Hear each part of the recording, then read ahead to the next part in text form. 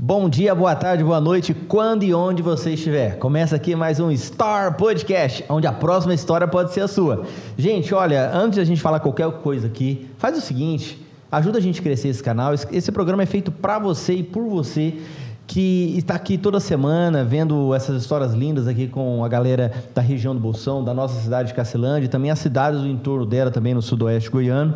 E eu quero agradecer as pessoas que ajudam a manter, porque não é barato isso aqui, ajudam a manter e também acreditam no potencial da nossa cidade e nos ajudam aqui de forma significativa e financeira, como a doutora Sinara Sandoval Carvalho Contursi. Ela é fisioterapeuta, trabalha com reabilitação física, com pós-operatório, terapias a laser e terapias manuais. O Super Vale, o varejo ou atacado é aqui. O Dr. Paulino Leonel Advogados, a Semiplan Genética e ATF, sêmen em corte de leite das maiores centrais do mundo. O cartório primeiro e segundo ofício com a doutora Pamela Barros.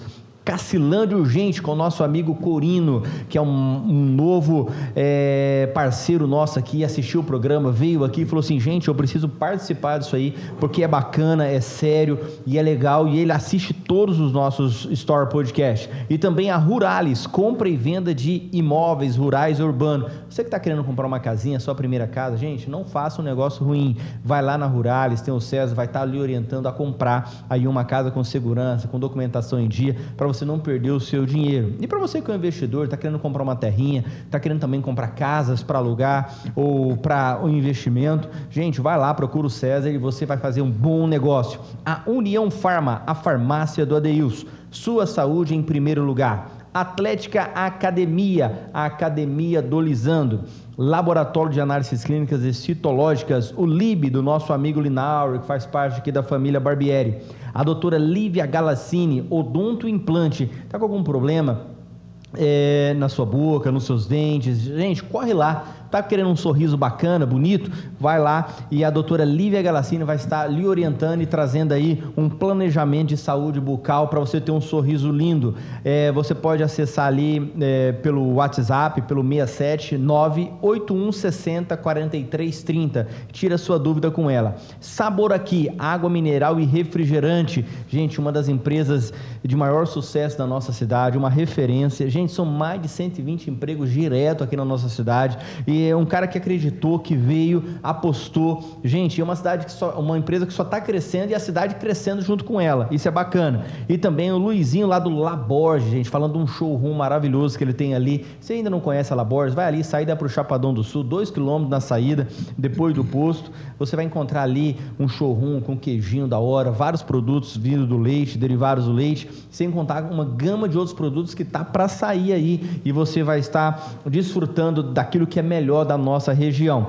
Também a Carolina Silva, estética e depilação a laser. Chega de pelo debaixo do sovaco, né? Das axilas. Vai lá e a doutora Carolina Silva vai estar lhe orientando. Você está com algum problema de estética, está querendo ficar mais novo, mais zero bala, né? Ficar bonitinho, é só você ir lá e a Carolina vai dar um jeito em você, você vai sair de lá lindo. E você também pode levar a sua esposa também, para ficar ali sem nenhum pelo. Ela faz todo o tratamento a laser ali para você. Você vai lá, Freitas? Não vou não. Lá é mais só mulher, né? Homem também ela tem de FP, de perna, né? Lógico, com barba faz tudo. Faz barba sim, ela tem vários clientes que eu já indiquei para ela. Faz barba, você tá com aquela barba, não pode ir pro barbeiro todo dia, ela faz a barba. Tira o pelo, né? Tira o pelo da barba, já desenhada já. Eu não gosto de fazer a barba, eu detesto fazer a barba. Se ficou branca, não tem jeito. A pretinha, ela consegue fazer. Ela consegue. Aí a dica aí, ó. Tá vendo? Você tá com a sua barba querendo deixar ela só desenhada, ela crescer só no seu desenho? Vai lá, ela faz todo... passa aqui primeiro no Freixo Barbieri, faz a barba e vai lá e ela vai passar laser aonde a gente já passou a navalha. E aí vai crescer só onde você quer que cresce mesmo. Ela conta pra nós, hein, a experiência dela. É super rápido para fazer, coisa que é 5 minutos. 5 minutinhos. Faz a aplicação lá, né? Algumas demoram 5 aplicações, outras demoram 6, mas enfim, vai lá e você vai gostar. Hoje estamos com ele, olha, já foi secretário da Saúde, hoje é prefeito do PL, para a alegria do Dr. Luiz, né? E para a alegria de vários homens de direita e mulheres de direita. Ele está aqui com a gente, ele é um representante do povo, é um representante nosso ali na Câmara, é o Zé Lourenço. Muito obrigado, boa noite.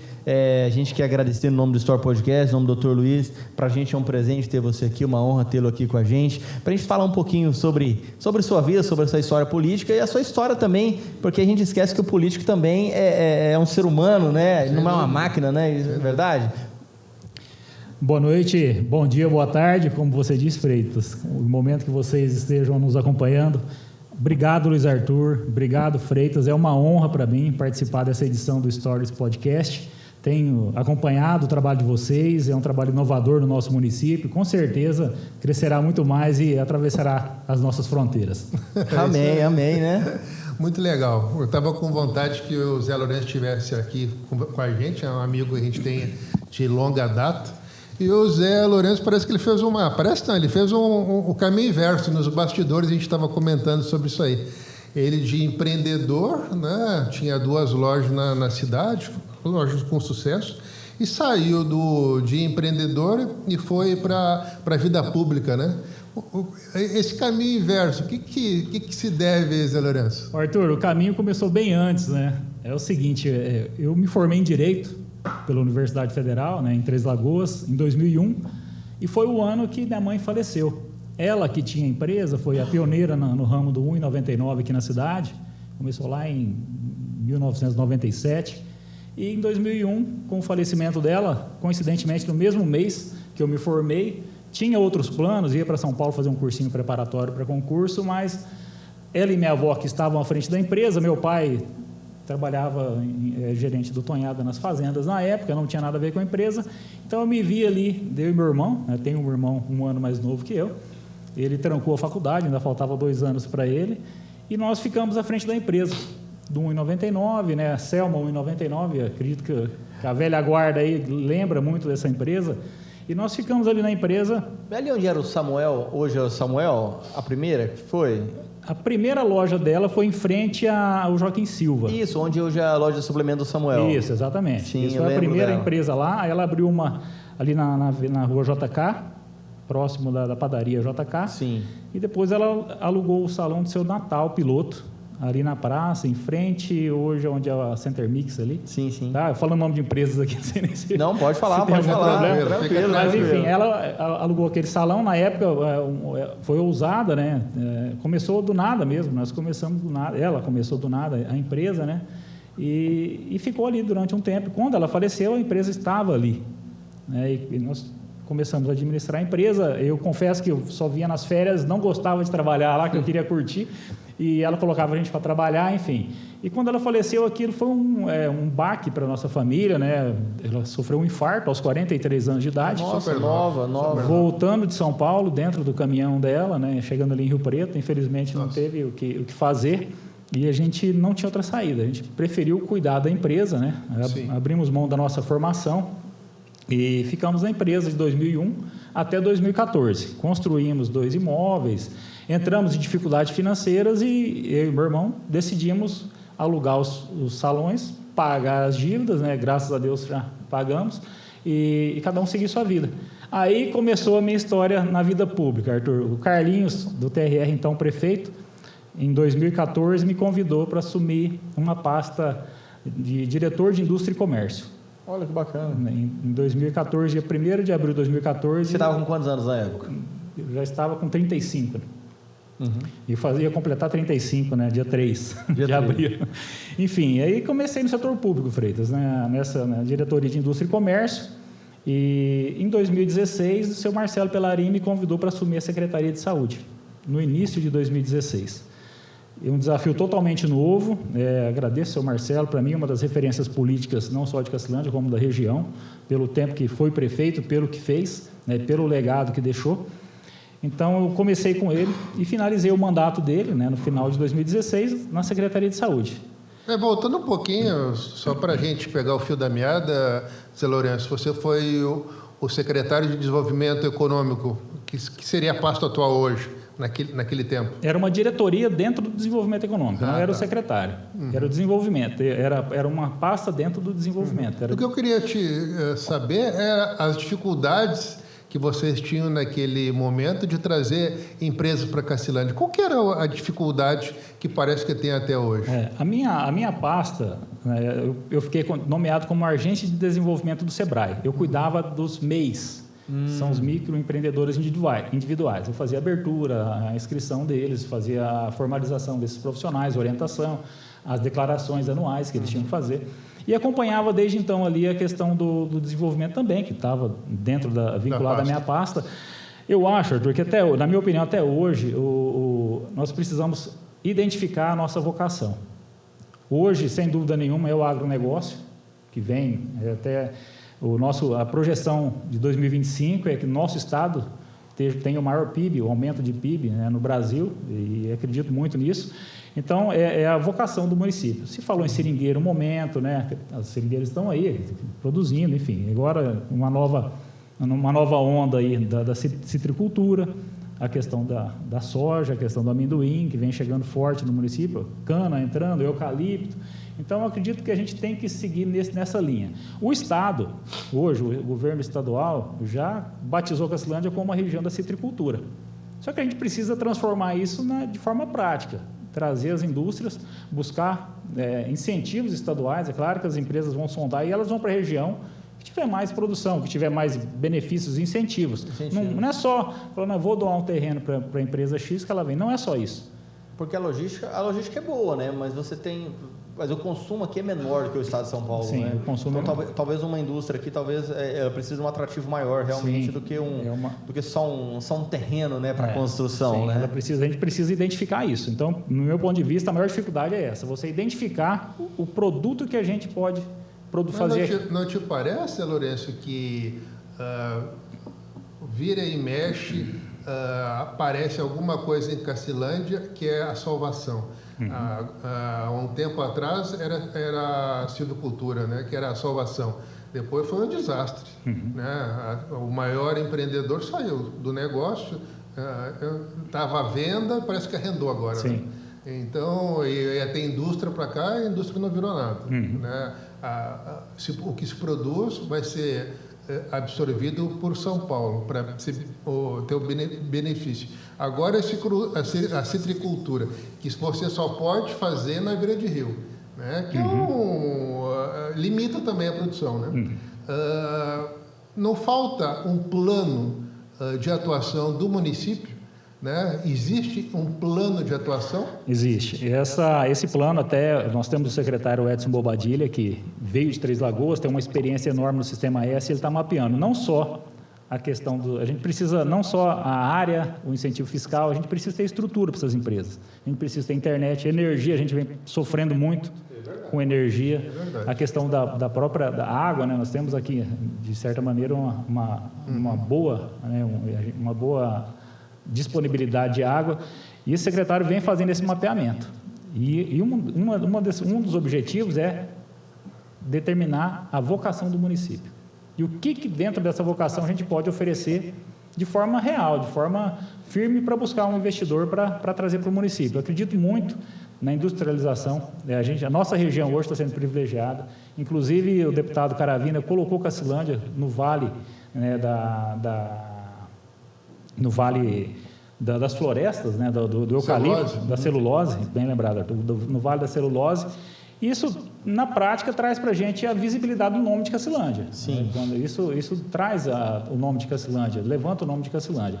E a gente precisa buscar isso. Eu acredito muito no secretário que está nomeado pelo prefeito Rodrigo para buscar essa identidade e, junto à Secretaria Estadual, trazer investidores para o município. Mas qual é a tua visão sobre o eucalipto que está entrando no nosso município? Antes eu tinha uma fazenda que tinha 3, 4 famílias que vinham fazer compra em Cacilândia, agora não existe mais. Ou aquela pessoa que tinha a propriedade, que vinha de São Paulo geralmente, né, que vinha gastar aqui em Cacilândia, não existe mais. Então, eu tenho um funcionário de uma empresa de celulose que vai cuidar 3, 4 fazendas, mais ou menos isso, para ver se não pega fogo no eucalipto. Né? Então, pega toda aquela madeira e leva para a Inocência para ser beneficiada. O que traz de vantagem para o município de Cacilândia? Então, Arthur, eu acredito assim, que... como a seringueira precisa da mão de obra humana mesmo, não tem outro jeito. Tem que ter o ser humano lá para fazer a sangria. A seringueira ela dá muita mão de obra no início, na preparação, na plantação, né? Agora, você tem razão com relação a isso. Depois que ela está plantada e pegou um certo porte, poucas pessoas cuidam de uma área extensa. Como era a parte do gado também, que uma fazenda tinha poucos funcionários, uma fazenda de grande extensão, poucos funcionários. Mas é uma situação que a gente não consegue intervir. Falar para o proprietário, a gente quer uma cultura como a soja, que vai dar mais rotatividade, gerar mais renda, mais o ciclo, né, é mais curto, né, de produção, né, planta uma. A riqueza que eu vejo, né, posso estar equivocado, mas o que me parece assim, a riqueza vai para outro município. Sim. E a gente fica com o ônus da coisa, né? Eu já vi alguns questionamentos até com relação ao final do contrato das pessoas que arrendam para o eucalipto, estoca, enfim. Nunca mais, né? Eu vejo isso. Você acabou com a cerca, você acabou com o curral, com as casas, com o sistema de água. Eles vão decidir quanto que eles vão pagar depois. Exatamente. Daqui 10, 15 anos eles decidem. Né? Então, assim, aí cabe, né, o produtor rural analisar, né, as consequências. Mas a gente vê uma diversidade muito grande vindo para o município. Eu acredito que isso é bom. Aquela história, a gente não deve colocar todos os ovos numa cesta só. Né? Então, assim, a diversificação do agronegócio tem trazido uma esperança para o município. O secretário está para vir aí do Sebrae, né? O doutor Luiz convidou ele. Que trabalhou no Sebrae, né? E dentro desses mais de 100 dias já que vocês estão à frente, já aponta um sinal para a cidade empreendedora ter uma cara, ter uma visão, porque ainda não tem, né? A gente ainda não tem um norte. Cacilândia está sem um norte ainda, com quase 120 dias, né, com uma nova gestão. É claro que em 60 anos não conseguiu, em 120 dias também a gente querer cobrar demais, eu entendo isso também. Mas assim, você acha que esse mapeamento que ele está fazendo, a gente já vai conseguir pelo menos ter um norte, pensar, olha, Cacilândia vai ter essa cara, é para esse rumo que a gente vai seguir, porque até então é mais especulação, né? São, sei lá, 6, 7 mandatos de especulação, né? Realmente, especulação porque a gente não tem dados concretos. Eu nunca vi dados concretos, falar assim, a gente precisa atacar por aqui. Não adianta a gente fazer uma comitiva aqui, bater na porta do empresário, sem ter algo real para oferecer. A gente precisa... E sem entender do assunto também, né? Isso é muito leigo, isso é ruim, né? Então, assim, o investimento que o prefeito fez junto ao Sebrae, adquirindo o programa Cidade Empreendedora, e já tem alguns estudos rolando aí, já acontecendo, acredito que em pouco tempo, no máximo 90 dias aí, nós já vamos ter uma análise situacional do que a gente pode oferecer e aonde a gente vai bater. Sim, legal. E aí, e ele já deu um sinal? Olha, o sinal é aqui? Não, ainda não. Ainda é segredo de Estado? Não, ainda é novo, né? O programa ainda está em fase está no início ainda, né? Em fase de contratação. É um programa de 3 anos. 3 anos? Entendi. E isso é bom, né? Eu vejo no Chapadão, as pessoas já estão isso há mais tempo e hoje são vários investidores que vêm para poder investir em pequenos projetos. Muitas vezes não só o cara do campo, né? Porque pelo que me falaram, mais estão visando uma cidade empreendedora dependendo muito do campo, um pouco da cidade. Pelo menos é o que eu ouvi, não sei se é verdade ou não. Mas assim, no Chapadão hoje, já um pouco mais avançada, o pessoal da cidade está envolvido com a cidade empreendedora. É o cara que investe, é o cara que constrói sapato, é o cara que... Sim, é toda a rede, não é só o agronegócio. Não é só o agro ali, né? Toda a empreendedora e trazer isso para a cidade, né? Para pensar, poxa, também não posso depender só do sitiante. Um projeto para os pequenos sitiantes, com 10 alqueiros para baixo.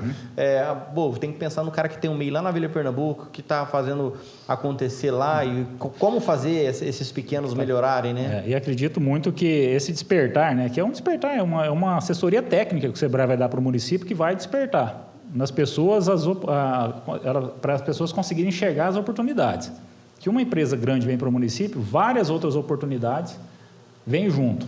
Então a gente precisa ficar atento a isso. Que quando chegar um investidor grande aqui no município, os pequenos aqui, uma oficina mecânica, uma autopeça, várias atividades aí são impactadas. Sim. Restaurantes, hotéis, a gente percebe uma rede hoteleira do município já aumentou. E dentro um ponto bacana que o nosso secretário de Desenvolvimento diz, é a questão da informação. Os hotéis, os restaurantes, eles têm que saber o que tem no município. Uma pessoa chegar aqui... Eles não sabem. As pessoas muitas vezes não sabem. Né? Assim, não tem nessa obrigação, a gente não cobra a obrigação, mas assim, é interessante que eles saibam. Sim, porque na verdade, assim, eu acho que eu não consigo, assim, eles têm que saber, porque o turismo começa ali, né? Eu acho que parceria com o turismo, porque você precisa ter pelo menos uma noção, quem trabalha em rede hoteleira, noção que aquele...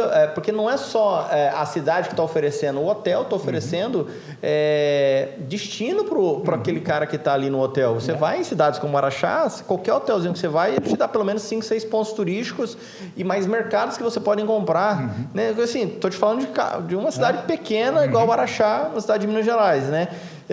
E assim, então você chega no hotel, você perguntar o telefone de um lanche, nossa, não tenho, deixa eu procurar no Google, né? E muitas vezes não tem um cartaz, não tem uma direção. Talvez falta um pouco de um curso de turismo, alguma coisa assim. Exatamente, é um ponto que está sendo abordado, é um ponto que realmente faz sentido, porque você pergunta para o que é a aptidão aqui de Cacilândia, até pouco tempo atrás todo mundo falava, o nosso comércio é forte, o pessoal da Aporé vem aqui, o pessoal do Itajá, Lagoa, né? Itarumã, o pessoal das fazendas vem. Então, assim, essa era a visão até pouco tempo.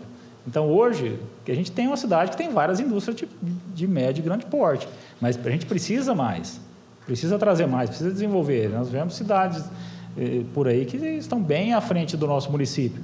Eu acho que tem que ver em Cacilândia, tem uma questão interessante, que o pessoal fala, vamos trazer a indústria.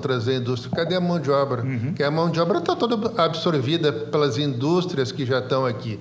Eu vejo um outro passo, que é a qualificação profissional dessas pessoas para dar um pulo maior, até para a renda dessas pessoas crescerem. Sim, né? Sim.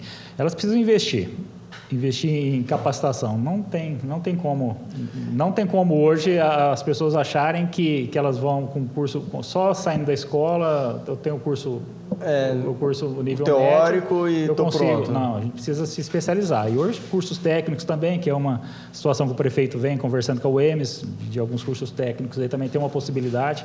Olha, e a gente legal. precisa... O Sistema S, ele não fechou uma parceria? Fechou. Tem né? algumas capacitações, mas eu falo o nível técnico. Entendi. Tem 2 cursos que não sei quais, mas o prefeito adiantou que tem possibilidade de 2 cursos técnicos virem através da UEMS agora muito em breve. Então, assim, a gente precisa buscar a oportunidade de se capacitar. O Sebrae vem com a rede, que é o Senai, o Sesc, né? Todo o SESI, todo o Sistema S, que oferece essas capacitações para as pessoas conseguirem não só ficar vinculado a uma empresa, mas também abrir seu próprio negócio. Muitas pessoas trabalham em grandes montadoras, depois abrem sua oficina e seguem sua vida e vão empreender. Então, a gente precisa despertar o empreendedorismo das pessoas. Mas, Lourenço, a gente voltando um pouquinho atrás, o Marcelo Pellarin te convidou para ser secretário de saúde. Foi ali que você se encontrou? Foi.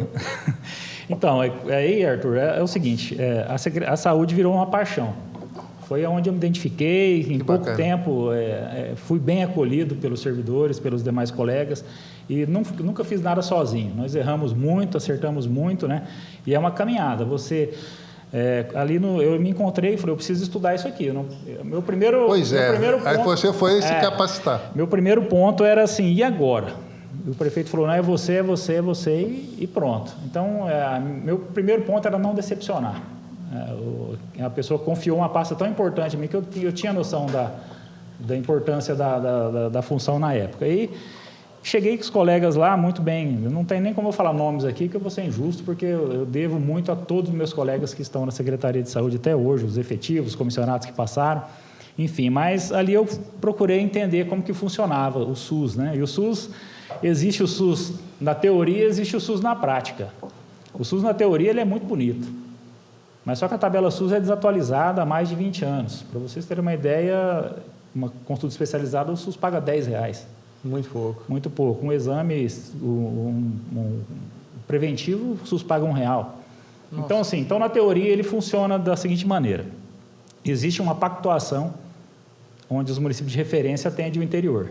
Por exemplo, aqui nós temos a sede de macro, que é Três Lagoas, e que atende algumas coisas, sede de micro nossa, Paranaíba, e Campo Grande, as principais referências de serviços. Então, assim, esses municípios eles vão atender, tem uma cota para eles atender, eles vão atender em cima da tabela SUS, que é o financiamento federal. Então, muitas vezes o paciente é colocado no sistema e ele não vai ser atendido, na maioria das vezes. Aí é onde o Estado precisa montar as políticas dele, o município precisa montar. Do financiamento do SUS, o SUS é tripartite, é município, Estado e União. 70% é recurso do município. 30% ali divide Nossa, o projeto é federal e 70% do município. Do município. O financiamento é do município. Então, é uma discussão que vem sendo feita. O Estado, recentemente, começou com a Caravana da Saúde, em torno aí de uns 7, 8 anos atrás. Hoje é o MS Saúde. Então, ano a ano, esse programa vem acontecendo. Então, tem financiamentos de bom valor, que o município precisa aderir e os procedimentos que ele quer realizar. Então, aqui em Cacilândia, desde 2022, atende na ortopedia, faz procedimentos oftalmológicos, vascular. Então, é contratada uma equipe, o paciente entra na regulação, você atende Cacilândia, como é recurso estadual, você atende o estado inteiro. Então, os pacientes próximos, eles são encaminhados para Cacilândia. Todo mundo da região vem para cá. Vem para cá, para atender nessas especialidades. Isso é o SUS agora na prática. Né? Então, assim, os desenhos, e o SUS prevê isso, né? Ele prevê essa articulação entre os entes para resolver os problemas, né? Que se basear somente na teoria, a gente não consegue resolver. Nunca que um paciente vai ser atendido na neurocirurgia por R$10 uma consulta em Campo Grande, que é a referência. Mas a partir do momento que você foi convidado para assumir a pasta, você começou a fazer cursos nessa área? Eu comecei. Que assim, todo mês acontece uma reunião entre os secretários de saúde no Estado. Todos os secretários, existe um conselho de secretários municipais de saúde no Estado, que inclusive eu cheguei a ser presidente desse conselho.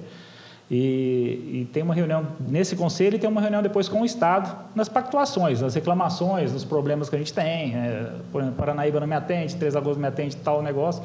Eu vou discutir isso, tem um ambiente para discutir, onde você vai construindo as políticas.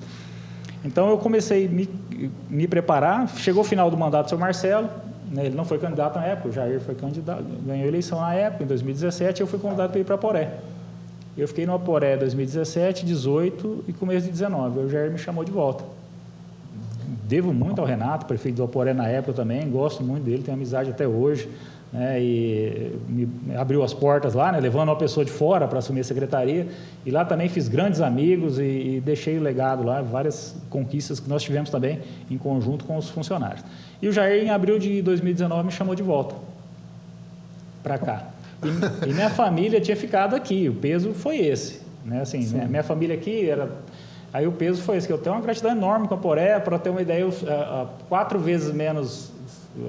5 vezes menos habitantes e o mesmo salário. Então, era bem mais fácil lá, né? Era bem mais fácil. Até a promotora, na época, eu fui me apresentar aqui, ela, não, por que você veio, o promotor? Por que você me compensa? Foi compensa, eu estou dentro da minha casa, né? Enfim. Mas eu tenho uma gratidão muito grande por Aporé, um carinho muito grande por eles. E voltei, abril de 2019 para cá, né? E tocando toda aquela situação, aí 2020 chegou a pandemia. Nossa, eu lembro, a pandemia foi triste, né? Aí eu fiquei de 2019, teve o concurso público em 2019 mesmo, eu fiz o concurso para auditoria na saúde, aí fui aprovado, né? Fui convocado para o concurso e continuei designado como secretário. Nós tivemos a oportunidade de conversar com o Dr. Luiz, ele falou muito sobre a parte da pandemia. Eu queria muito conversar com você sobre a pandemia, voltar um pouquinho atrás, porque eu me lembro do Zé Lourenço, tantas vezes ele indo na rádio, na Patriarca e na FM também, falando sobre a pandemia. Cara, eu pensava assim, nossa, a pessoa hoje em Cacilândia com a maior responsabilidade, com os maiores desafios, é o Zé Lourenço. Porque que problemão que aconteceu na tua vida, cara, né? Conta para nós como é que foi o início disso aí tudo. Cara, assim, começou toda a situação da pandemia, começaram a falar, né, do vírus, vai chegar no Brasil, não vai, todo mundo esperando o primeiro caso no Brasil, chegou o primeiro caso, né, comecinho de 2020, né, janeiro já começou a se falar no primeiro caso no Brasil, e toda aquela expectativa, e organizando, a gente se organizando e discutindo em Campo Grande, cadê o recurso para vir, aí na época também a gente tem que falar a verdade, o Bolsonaro investiu e deu suporte financeiro para o Brasil inteiro. Ninguém pode falar que faltou recurso para combater a pandemia. Claro que teve vários problemas de desvio em alguns lugares, mas exceções, o recurso veio. E começou toda aquela situação e a gente organizando a rede, como que a gente vai fazer, e as coordenações, né? A gente precisava organizar. E a minha maior preocupação era atender os pacientes suspeitos ou positivos de Covid, mas tem as outras que não para, as demandas que não param do dia a dia, de rotina, né? que não para, e a gente não pode esquecer isso. É diabetes, rins, o câncer. É só Covid. Não é só Covid, não era só. Era um problema a mais que a gente tinha no período. E em março, teve o primeiro caso positivo, né, que foi notificado em Rio Preto. Um paciente residente de Cacilândia. Fez o teste em Rio Preto, aí caiu a notificação para a gente. Enfim, aí era toda aquela situação. Nós montamos o centro Covid, uma equipe específica para deixar as pessoas lá. As unidades continuaram com os atendimentos na medida do possível. A gente tinha problema para adquirir EPIs. Nós licitamos tudo. A gente conseguiu até um apoio da gestão na época, do prefeito, com o setor de licitações, para licitar. As pessoas queriam vender teste Covid a R$200, R$250, teste Covid, que normalmente seria R$10, R$15, e nós não compramos, licitamos, o Estado enviava testes também. Então, a gente organizou a rede, o Centro Covid, para atender, dar todo o suporte ali de atendimento, consultas. A questão do isolamento foi muito discutido na época, a gente teve muitos problemas, até 6 meses atrás eu ia em audiências no fórum, porque a orientação era que a gente denunciasse quem descumprisse, né, os isolamentos. E os fiscais, eles constatavam os descumprimentos e a gente encaminhava para a delegacia e fazia o BO, era a orientação. Sim. É um transtorno na época, mas foi preciso isso. Mas vocês imaginavam que a dimensão da Covid fosse tão grande? Poxa, daqui a 2, 3 meses acaba. Então, vocês tinham essa dimensão? A gente imaginava que no final do ano acabava. Isso aqui vai acabar no final do ano. A gente até falava, isso aqui no final do ano nós vamos ter que escrever um livro do que aconteceu aqui e tal. Até eu queria pôr um painel de fotos lá, enfim, mas aí começou toda essa loucura de teste, aí começou aquelas situações. Como é que foi você lidar com os seus subordinados? Porque, querendo ou não, você também estava pisando no escuro, né? Num terreno que você não sabia onde você estava pisando, como todas as pessoas. Só que com isso tem uns subordinados que, poxa, que dão opinião para tudo quanto é lado, e você tem um norte, né, e você adquirir essa confiança. Gente, olha, o norte é isso aqui, vamos tomar essa postura, porque para não ter choque, teve muito choque, muito embate com o subordinado, né? Teve. É uma situação que foi, mas assim, Deus preparou tudo. Em primeiro lugar, Deus preparou tudo naquele momento lá. E as pessoas, a grande maioria dos funcionários vestiam a camisa. Eles se tornaram heróis. Isso eu falo até hoje e me emociona, que se tornaram heróis e foram reconhecidos naquele momento. Só que algumas pessoas, eu não culpo nenhum, 4, 5 servidores que não aguentavam a pressão, eu não quero me expor, não quero contato nenhum, a gente tinha que respeitar, sem problema nenhum. E a gente remanejava, tinha várias situações, a gente tinha que fazer as notificações, tinha trabalho administrativo também, tudo era informado em tempo real para o Estado, tudo estava acontecendo. Os leitos, quantas pessoas tinham nos hospitais, a gente tinha que ter o controle, informar os leitos diariamente para Campo Grande, para a Secretaria de Estado de Saúde, então a gente tinha esse monitoramento. Tinha os boletins Covid que a própria população cobrava. Eu falava o boletim cedo, à tarde e à noite no programa do Hermeses, na rádio. Então, era FM de manhã, rotativa, e o Hermeses à tarde, 3 vezes por dia, todos os dias praticamente. O boletim quanto as pessoas internadas, quantos óbitos. Então, foi um momento assim, que nós conseguimos dar o suporte. E é claro que vem a parte ruim, que são os óbitos. Pois é isso que eu ia te perguntar. Quando você soube do primeiro óbito, que era de Covid, foi um embaque para você? Foi um impacto muito grande. Assim, e por mais que os números chegamos a 112 mortes de Covid no município, até onde eu acompanhei. Então, assim, muitos. Só que, assim, cada morte era um choque. Era um choque, onde nós falhamos, onde que aconteceu. Só que assim, chegou no momento que a gente percebia que era a questão de imunidade de cada um. Pessoas teoricamente mais saudáveis perderam a vida e pessoas de idade de 70 e tantos anos ficaram na UTI por 30, 40 dias e hoje estão aí trabalhando. Então assim, não tinha uma regra, não tinha uma fórmula e as pessoas foram aprendendo no decorrer, os profissionais foram aprendendo no decorrer da caminhada. Aí chegou a vacina.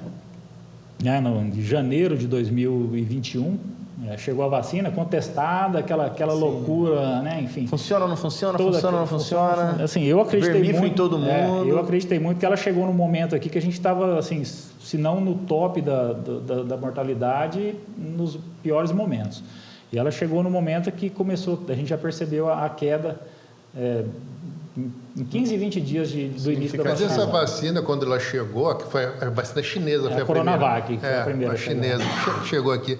Deve ter sido muito complicado para você, porque não chegava em quantidade grande, chegava pingadinho, né? Chegava. Eu me lembro, você comentava que é um carro para Campo Grande, né? Para buscar a vacina para trazer. E era um número muito pequenininho. Reduzido, que tinha que dividir. Eu imagino a pressão que você sofreu para vacinar A, B ou C. Mas era assim, a gente falou, ó, nós vamos deixar a vacina dormir na geladeira. Não vai dormir. E tinha a programação do Estado, do nosso grupo, né? A vacina vai ser liberada a tal hora. A gente já soltava o motorista antes, o motorista pousava na porta da Rede Fria, lá em Campo Grande. E já pegava e vinha, a gente já sabia quantas doses viriam, a gente já organizava qual era o público-alvo. No início começou os idosos, né? Tal, pessoas com morbidades, toda aquela situação. Aí tinha os critérios, depois veio por idade. Então a gente sabia e organizava. A hora que a vacina chegava, a gente já começava a vacinação imediatamente, né? Então, teve um grão, eu nunca me esqueço, teve a segunda dose da Coronavac, a primeira remessa que veio de segunda dose. Todo mundo querendo tomar. Tinha, se eu não me engano, 700 doses para chegar e atrasou a entrega. Nossa. E esse pessoal todo na secretaria ali no fundo, aquele foi chegando, aí a gente organizou cadeira, aquele pessoal foi e esperou. E a equipe tudo pronta. Falou, isso aqui nem que for 1h da manhã, nós vamos vacinar esse pessoal hoje. O pessoal esperando, e tinha gente brava, indo embora. Mas assim, e a gente tinha que tentar segurar aquele pessoal ali. Falou, nós vamos vacinar. Aí o cara chegou, o motorista chegou, todo mundo bateu palma. Ele ficou... Era uma coisa assim, era um momento terrível, mas a gente via a garra das pessoas para resolver. Então, todo mundo aposta, a gente montava a linha de produção, eu ia também lançava as vacinas, a gente montava a linha de produção, a linha de trabalho, né, para pegar as informações, a gente já deixou as carteirinhas de todo mundo pronta nesse dia. Então, o pessoal vacinava, chegou, só foi vacinando e indo embora. Tinha industrializado já o sistema. Tinha montado a linha mesmo para agilizar. Então, assim, a campanha de vacinação foi a coisa mais linda que eu já senti. Que eu senti. E era muito emocionante, né? Da saúde, a emoção era sempre a flor da pele. Todo mundo queria tirar foto, todo mundo queria olhar a vacina, se tinha mesmo a dose ali dentro. Então, assim, foi um momento que tinha gente que duvidava, falou, não vou tomar, eu vou olhar no frasco. Enfim, teve um caso de um rapaz jovem, menos de 40 anos, se recusou 2 vezes a tomar a Coronavac e faleceu. Nossa. Ele chegou lá 2 vezes, era Coronavac, ele não quis. Não sei se ele tinha outra comorbidade ou não, mas é um caso que uma das mortes assim, que me gravou muito, que ele até foi mal educado um dia com uma equipe lá, né? Então, enfim. Mas teve muitos... Mas, Lourenço, a gente está distante agora, né, há algum tempo dessa crise, né, mundial que aconteceu.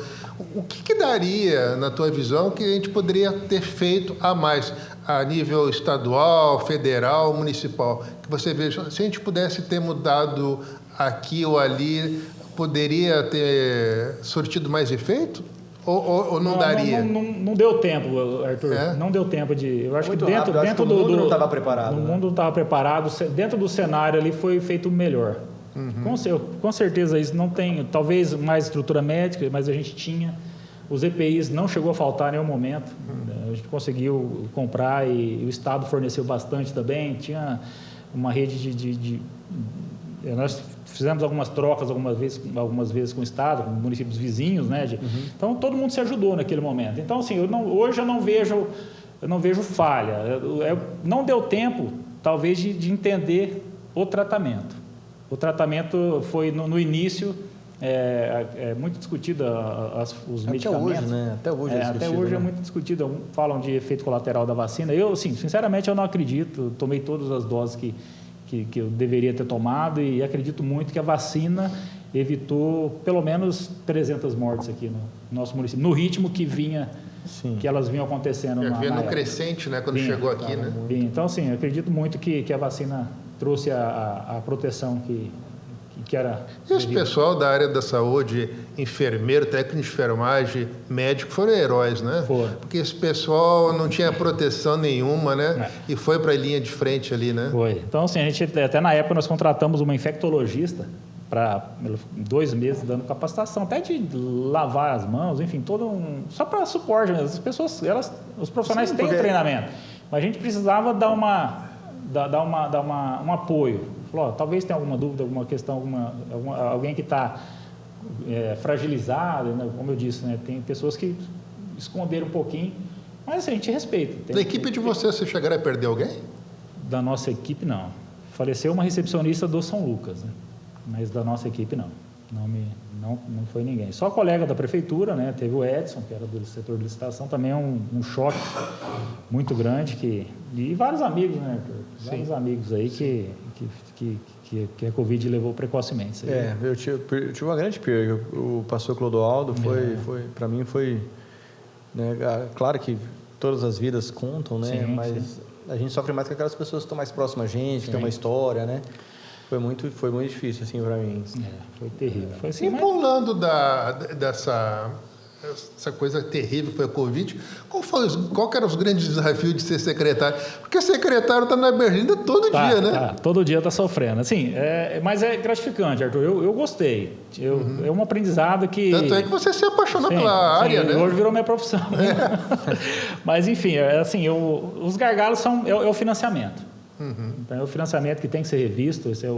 O SUS é subfinanciado pela União. Sim. O Estado vem fazendo a parte dele, o município tem que fazer também, ele tem que investir no mínimo 15% da receita, né, em saúde, e sempre investe 23%, mais de 20%, tranquilamente. Sim. Mas é o financiamento e a regionalização.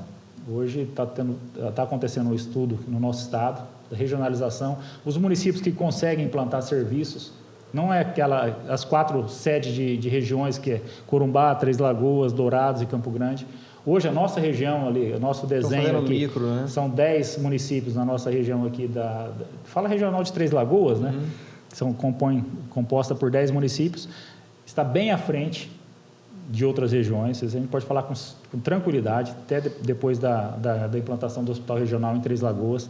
Sim. Cacilândia evoluiu muito, trouxe serviços de ortopedia para cá, vascular, como eu disse já, oftalmologia, desde 2022. No programa, então, Opera MS, Examina MS, pacientes de longe vieram ser operados aqui, Ladário, 700, quase 800 quilômetros daqui, Bonito, Naviraí é uma cidade, na minha época, atendeu um paciente de Naviraí. Naviraí perto de Dourados. Dourados, na ortopedia. Pacientes de Dourados vêm fazer eletroencefalograma até hoje aqui. Nossa. Poxa. Então, assim, é a organização, a evolução do nosso município. Sim. Na implantação de serviços. Ou você implanta ou você fica à mercê. Como é que está a telemedicina? Mas e os profissionais para Então, os profissionais são credenciados. São credenciados, eles montam a agenda, vêm no município, 1, 2 vezes por mês. Aí você abre a agenda e a regulação estadual encaminha os pacientes para cá. Isso. Então, é todo via sistema. Não é todo dia, é 2, 3 vezes por mês. Isso são agendamentos seletivos, né? Sim. As cirurgias. As cirurgias e os atendimentos ambulatoriais, né? Eu achei legal esse mutirão, eu acho que ajuda, né? Demais. É um formato que e existem várias empresas hoje, né? Oftalmologia, pelo menos 6 grupos aí no estado que prestam esse serviço. Eles ficam rodando mesmo nos municípios e trabalhando dessa maneira. Zé, e por detrás, agora vamos falar de bastidores. E aí? Você está do lado de cá, você sendo subordinado e sendo cobrado o tempo todo. Agora você está do lado de cobrar. Sim. Né? Porque hoje você representa... Né? De cobrar e ser cobrado. Você é cobrado pela população, mas e você tem que cobrar o cara que você fazia a função. Isso. E acaba sendo difícil, né? Porque você tem que cobrar alguém que você também conhece o sistema, você conhece o jogo daquilo do ali, né? E aí, como é que você leva? Porque tem que ter um ponto de equilíbrio, né? Assim, eu acho que o secretário tem até sorte. Eu gosto muito dele, é competente e eu consigo filtrar muitas demandas. Eu consigo filtrar e explicar para o paciente qual que é a situação, como que está o andamento, enfim, consigo. Mas eu cobro. A gente tem conversas aí, a gente lava a roupa suja nos bastidores, com certeza. Amanhã cedo a gente estava conversando ali, a gente vai ter uma reunião. Mas, enfim, Freitas, é uma situação diferente, apesar de ser bem alguns pontos similares. A gente fica no meio do fogo cruzado, né? Você não pode resolver executar, tem que cobrar quem executa, né? Então, tem situação que fala, isso aqui você pode resolver. Isso aqui você depende da contratação, enfim, depende de uma regulação em Campo Grande, aí você vai cobrar na regulação, olhar se realmente o encaminhamento está feito de forma correta, que às vezes faltam informações clínicas do paciente ali, o encaminhamento não vai ser atendido. Sim. Então, assim, tem vários detalhes aí, é muito complexo a rede de saúde. Mas acredito muito na gestão do Lucas. O prefeito Rodrigo escolheu um excelente nome e acredito muito na gestão dele. Sim, eu acho que pode melhorar, acho que também na saúde. Eu estou muito longe, aquém de dar até qualquer parecer, mas uma das maiores reclamações que a gente vê geralmente é a porta de entrada no PSF. Parece que não está tendo um atendimento humanizado. A gente atendeu o primeiro médico de Cacilândia aqui, numa entrevista nossa, que o Dr. Luiz convidou ele para estar aqui. Eu acho que foi o quê? A 8ª? Eu acho que hashtag 8 aí. Depois você olha para a gente, Leandro, fazendo um favor. E ele falou a questão do atendimento na hora que entra no PSF, né? O ser humano, além da doença, além daquele... E eu acho que talvez... Atendimento humanizado. Um atendimento humanizado com aquela mulher que fica ali, sabe? Que está ali limpando o PSF.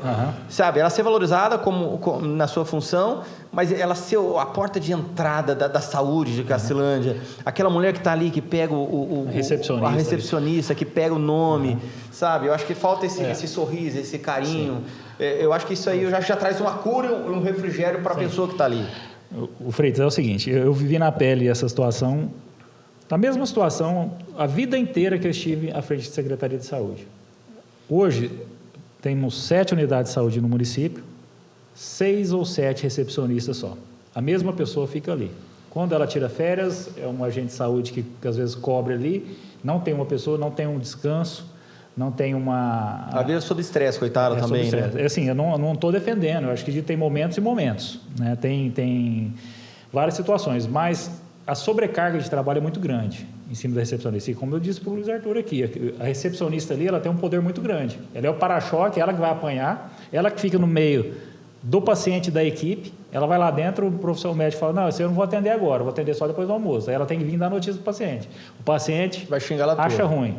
Aí ela não pode, ela está cumprindo ordens ali. Enfim, isso aconteceu muitas vezes. Ó, não vai vacinar agora, vai vacinar depois do almoço, eu estou preenchendo, a profissional está ali. A recepcionista, ela tem um papel fundamental. Então, ela tem que estar preparada para não expor. E às vezes ela não quer expor por medo dos outros profissionais da equipe e se desgasta com o paciente. Eles vão para o embate. Ali que acontece, para mim, a maioria, 90% dos problemas acontecem nisso. A recepcionista querendo dar um suporte ali para o profissional que disse que não vai atender. Isso já aconteceu várias vezes, eu sei de situações. Se o profissional não vai atender, se tem razão ou não, é outra história. Mas recepcionista, para mim, ela tem que ter um período de descanso, talvez até uma rotatividade nas unidades para não desgastar, que em determinada região o paciente implica com uma pessoa, isso é um relacionamento humano. Mas falta mais pessoas para organizar. Se fosse para 14, talvez você amenizaria bastante, né? E também dá curso, né? Eu acho que treinamento. E falando nesse estresse, eu acho que talvez fornecesse um psicólogo da prefeitura para esses profissionais que estão ali direto. Eu acho que talvez criaria um clima melhor. Eu acho que a própria sociedade responderia de forma positiva. Eu sou muito bem atendido, eu não posso reclamar.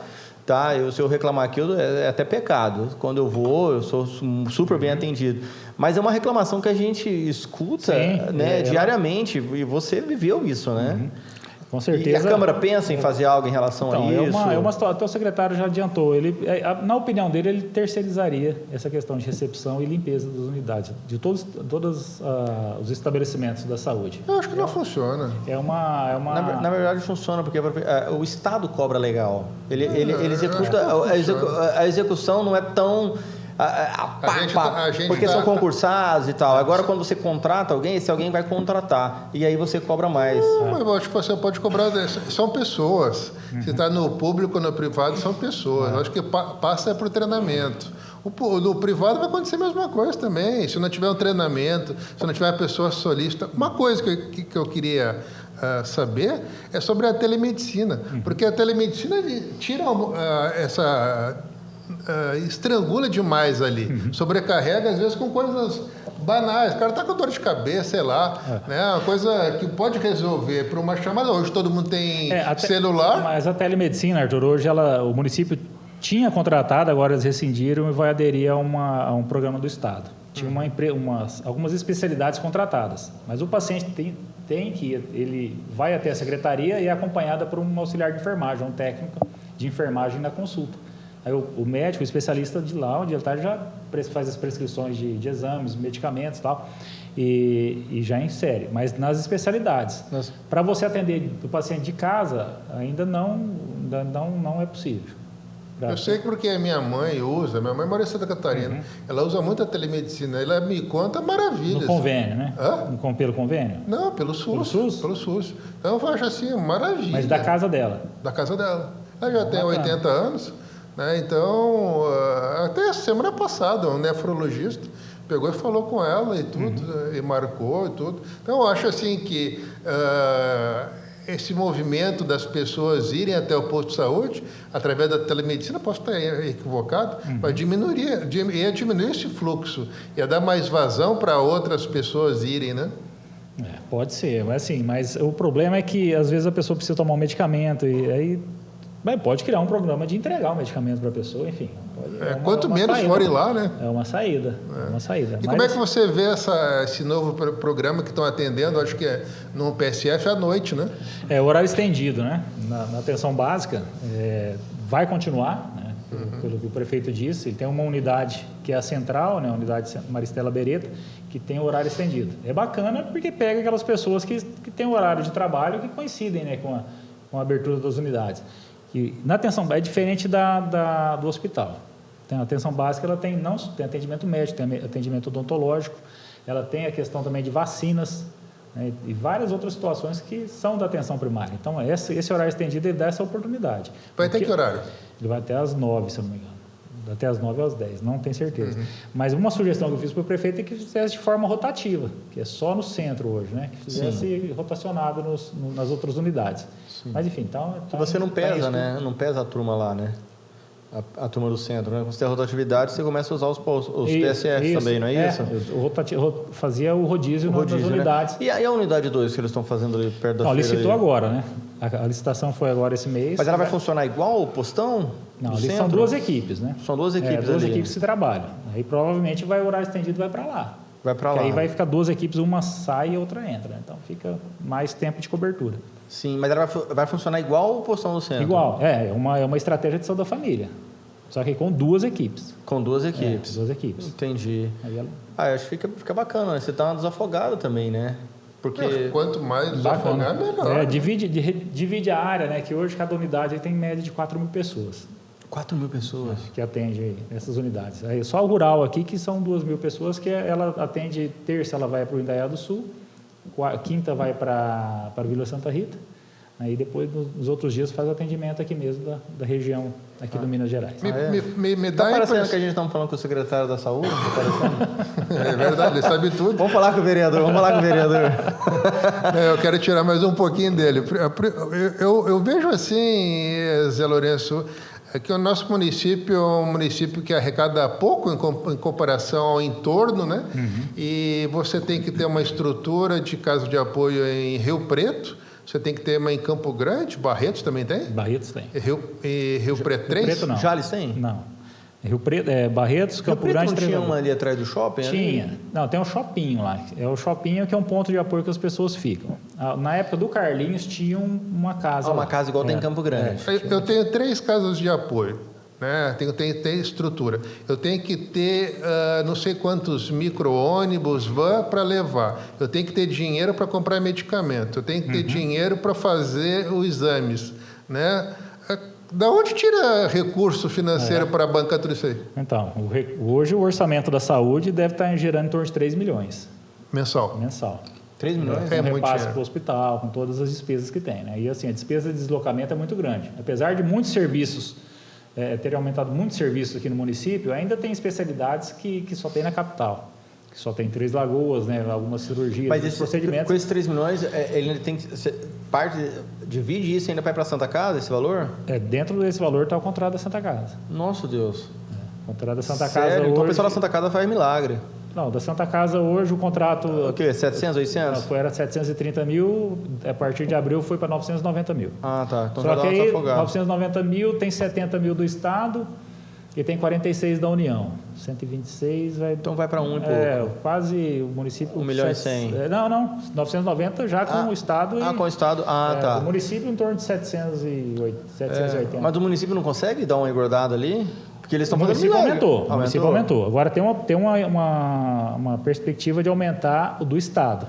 De 70 para em torno de 150. Tem algum governador fazendo uma emenda? Algum deputado fazendo uma emenda? É financiamento do governo estadual mesmo. Do governo que é o estadual. 70 com contrapartida do Estado.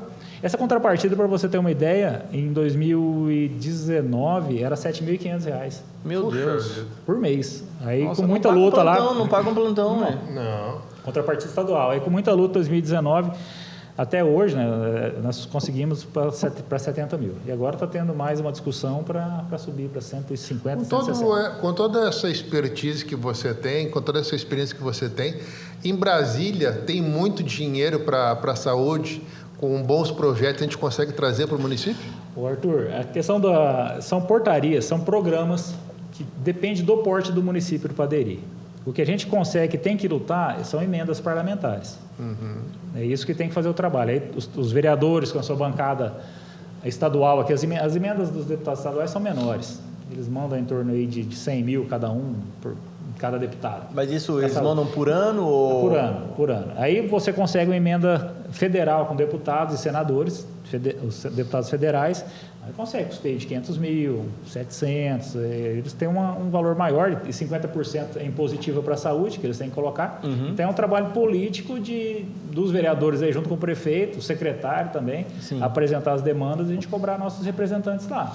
Mas e no Ministério da Saúde, lá com o projeto, você consegue trazer? Não, custeio não. Só se for um programa específico. Ele vai sair, igual o PAC, agora saiu. Porque em toda eleição fala sobre fazer hemodiálise no município, em Castilândia. A hemodiálise já é um... É um custo muito alto. Sabe o que é? Você tem um custo muito alto. Aí... Toda eleição tem, né? Tem. Mas esse é para ganhar voto, Luiz, porque é muito inviável. Eu quero saber dele o que a real. O que é. A real. Exatamente.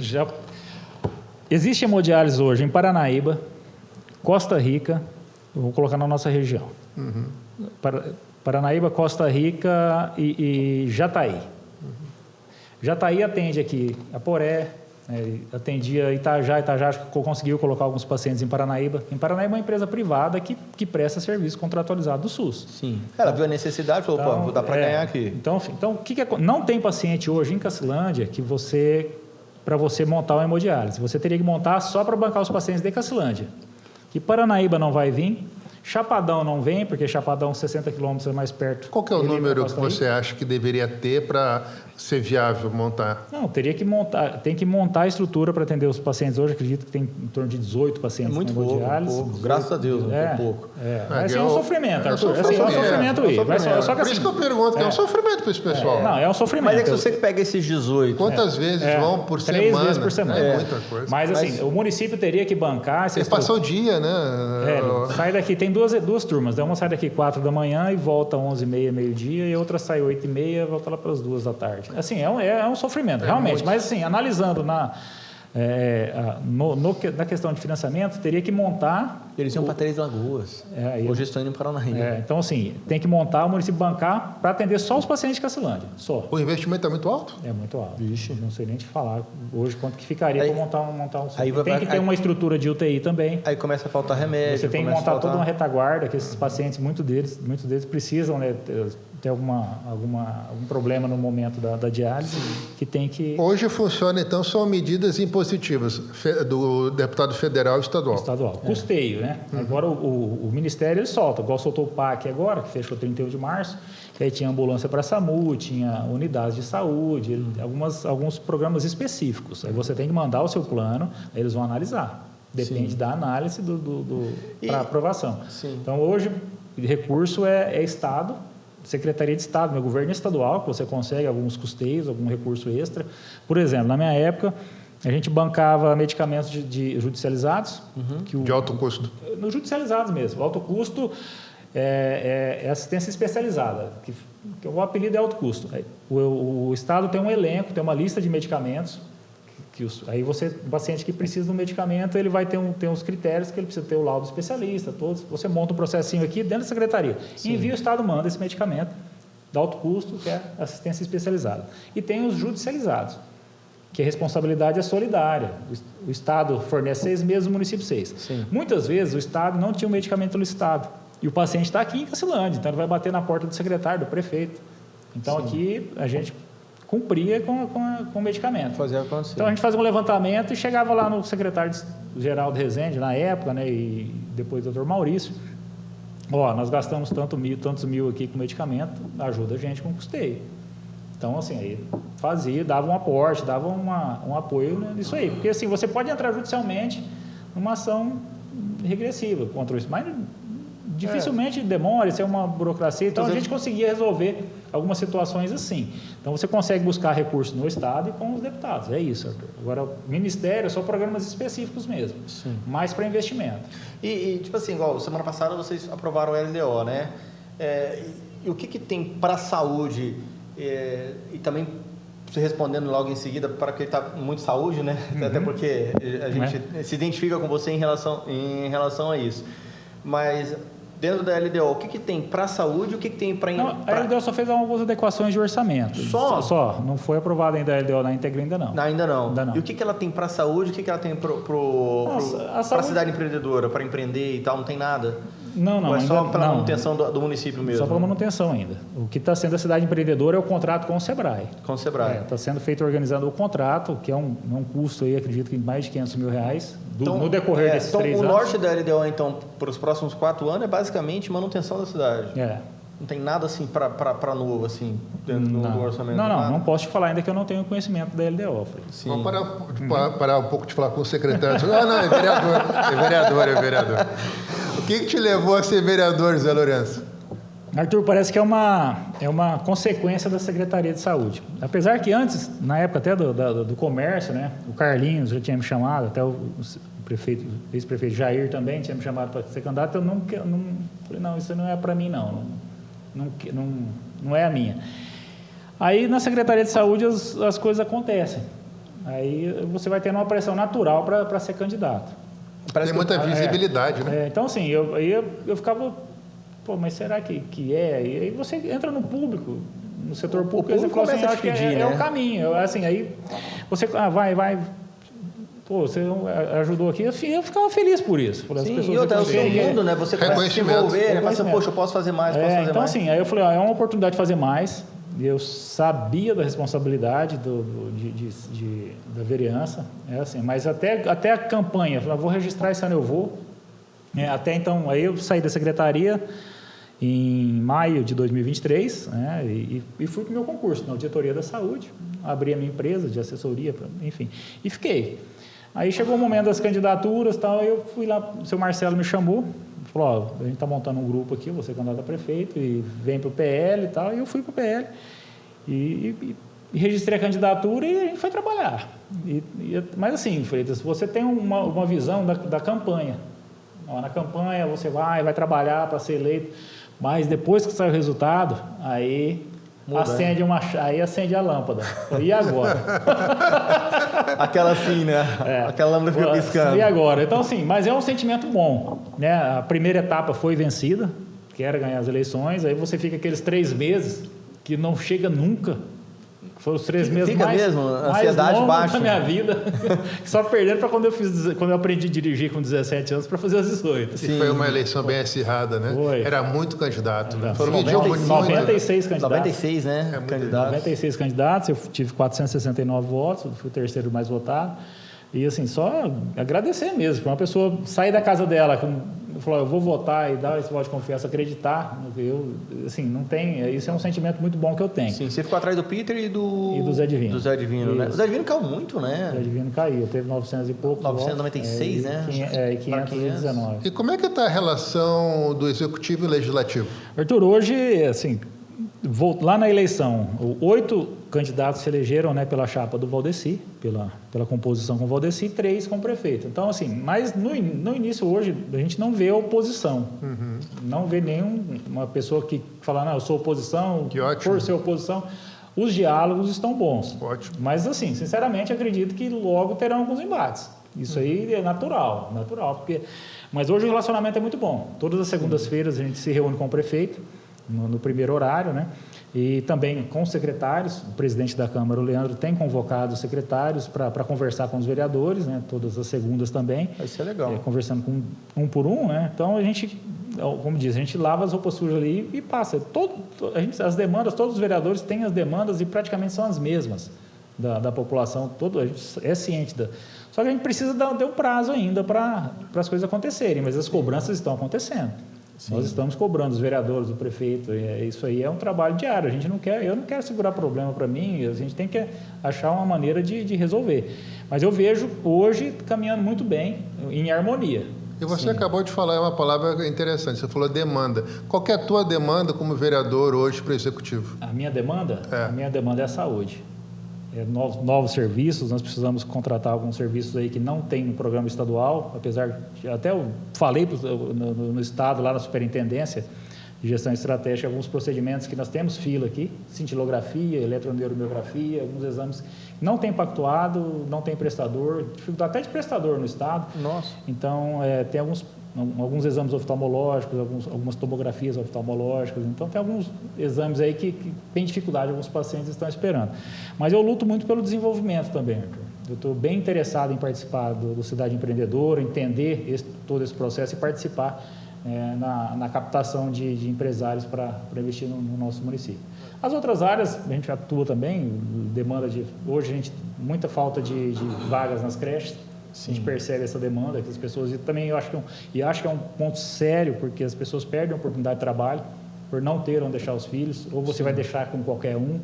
Então, assim, tem todo esse detalhe aí que eu acho que tem um novo centro infantil para ser construído ali no Moreninhas, mas demora. Então, essa solução, essa é uma questão que a gente vem discutindo com o prefeito, que vai ser preciso uma ação rápida. Locação de algum imóvel para instalar um centro de educação para abrigar essas crianças. Né? Sim. E deixa eu, assim, olhando assim, vendo que você tem várias experiências e visões, dentro dos 3 prefeitos que você trabalhou em Cacilândia, qual a lição que você tira de cada um deles, assim, a maior lição que você tira de cada um deles? Tanto do Carlinho, como o do Jair, do Pelarinho. Qual é a lição que você conseguiu tirar? Pô, com esse aqui eu aprendi isso, com esse aqui eu aprendi isso.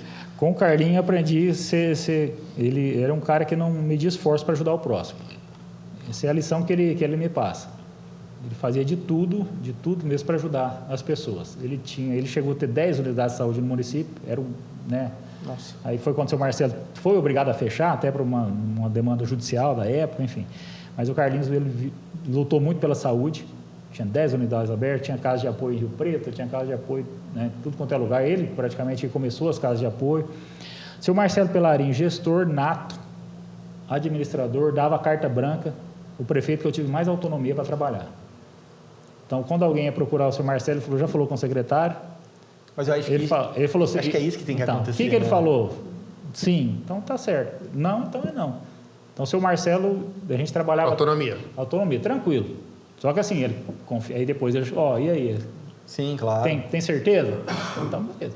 Então, assim, segurava as pontas. Então, assim, foi o prefeito... Administrava como uma empresa, na verdade, né? Isso. Aí, o Jair, político ao extremo, assim, professor de política, de articulação, de domínio, sabia tudo que estava acontecendo. Quando ele te perguntava alguma coisa, ele já sabia a resposta. Então, ele dominava, ele conseguia articular. Isso o que eu aprendi com ele é que a gente precisa ter conhecimento de tudo que está acontecendo. Está ligado. Por mais que ele tinha as dificuldades de saúde dele no decorrer, eu já comecei a trabalhar com ele em 2019, não o conheci, conversei com ele umas 2 vezes quando ele me chamou. E a lição é que ele tinha o controle de tudo, isso me chamava muita atenção. Ele sabia tudo que estava acontecendo e conseguia ter domínio. E aí o Valdeci, nós trabalhamos 1 ano, então assim, o Valdeci, boa vontade, né, mas acredito que também não tinha... Assumiu a prefeitura, né, numa situação totalmente pelo falecimento do Jair. O prefeito que eu trabalhei pouco tempo também dava autonomia, dava uma certa autonomia para trabalhar, mas enfim, eu acho que foi o prefeito assim, que eu menos tive afinidade. Afinidade, sim. E é difícil substituir o Jair também, né? Não é brincadeira, né? Pesada. Não era fácil. Eu acho que talvez o maior erro do Jair foi um amor excessivo por Cassilano. Eu acho que é meio que uma bolha, assim, que eu acho que ele não deixava ninguém amar. Eu acho que ele queria amar demais. Talvez sabe aquele amor-paixão? Pô, ninguém pode botar a mão, né? Só eu que tenho que botar a mão, só eu posso vestir, né? Era isso. Mas ele sabia, assim, de longe, pelo que a gente conversa com as pessoas, ele sabia também a limitação de cada camarada que ele botava, né? Ele sabia qual era a qualidade, ele sabia qual era o defeito.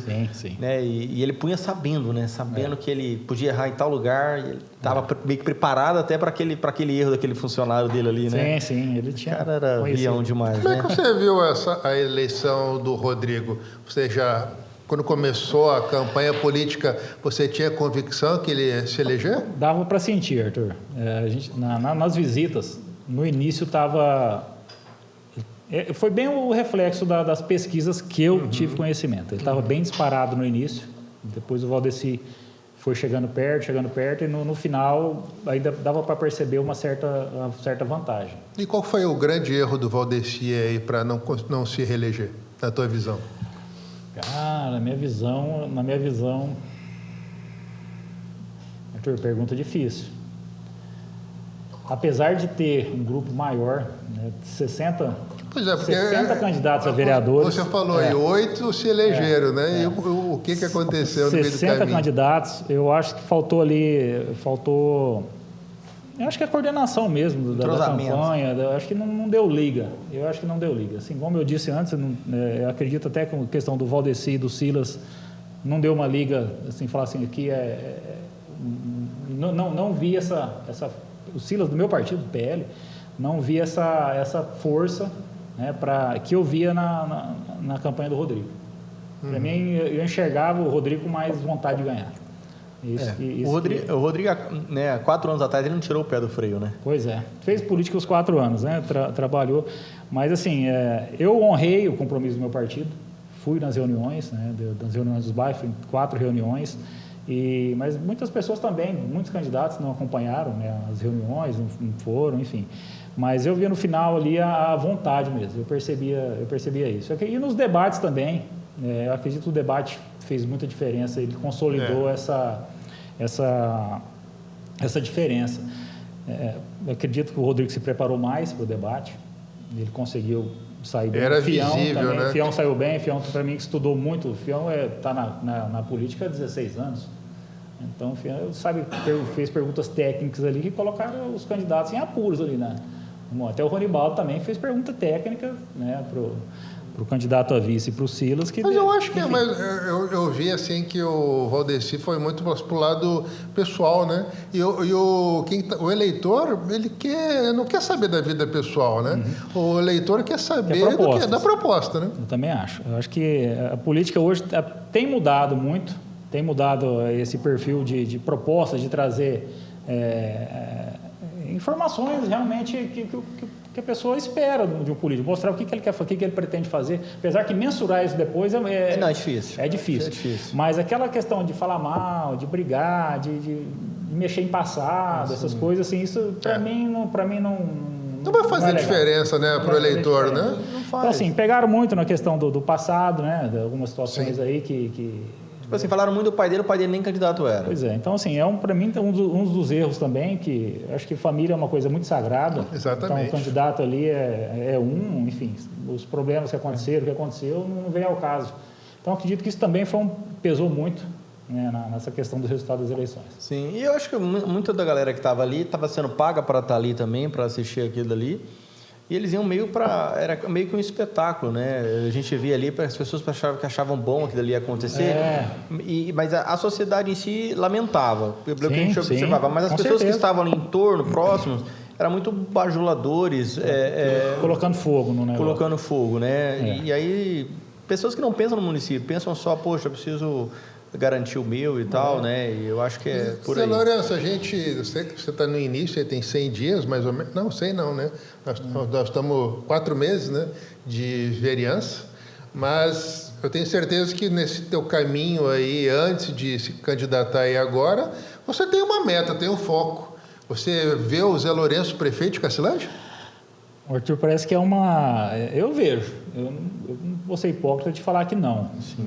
Mas eu, com certeza, eu trabalho por isso. A gente tem que trabalhar pensando, né, em subir. Não sei ainda, estou no início de um mandato. Talvez chegue daqui 6 meses e fale, não é isso que eu quero. Vou terminar meu mandato, enfim. Se fosse hoje, você imagina nas próximas eleições sair para vereador? Nas próximas eleições, eu sou pré-candidato a vereador. Tá.